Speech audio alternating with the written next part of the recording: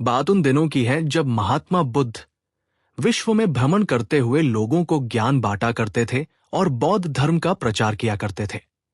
एक बार महात्मा बुद्ध अपने शिष्यों के साथ एक वृक्ष नीचे ध्यान मुद्रा में बैठे थे। अचानक एक बूढ़ी औरत वहां रोती बिलखती हुई आई और गौतम बुद्ध के चरणों में गिर पड़ी और बोली, महात्मा जी, मैं दुनिया की सबसे दुखी औरत हूं। मैं अपने जीवन से बहुत परेशान हूं। महात्मा बुद्ध को क्या हुआ? आप क्यों दुखी हैं? बूढ़ी औरत, भगवान, मेरा एक ही पुत्र था जो मेरे बुढ़ापे का एकमात्र सहारा था। कल रात तीव्र बुखार से उसकी मृत्यु हो गई। उसके बाद मेरे ऊपर जैसे दुखों का पहाड़ टूट पड़ा है। मैं बहुत दुखी हूं। ईश्वर ने मेरे साथ ऐसा क्यों किया? अब मैं किसके सहारे जीऊंगी? महात्मा बुद्ध, हे माता, तुम चिंतित ना हो। ईश्वर बहुत दयालु है। वो कभी किसी के साथ अन्याय नहीं करते।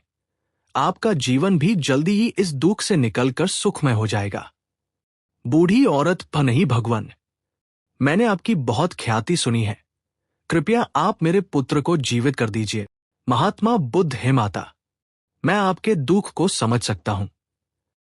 पहले आप मुझे किसी ऐसे घर से एक मुट्ठी चावल आकर दें जिस घर में कभी किसी की मृत्यु ना हुई हो।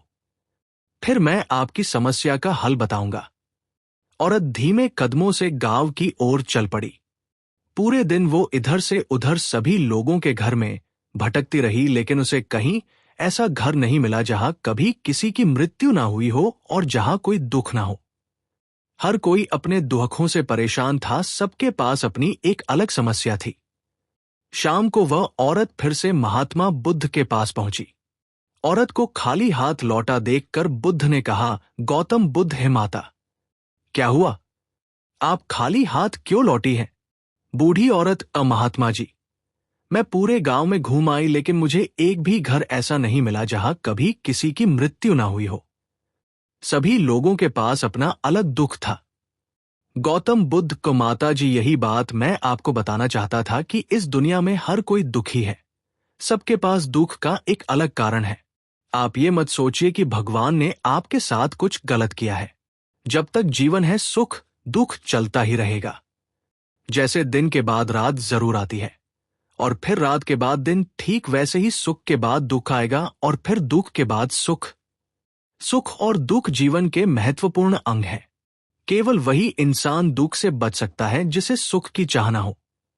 दोस्तों, महात्मा बुद्ध का ये प्रेरक प्रसंग दिल में एक गहरी छाप छोड़ता है।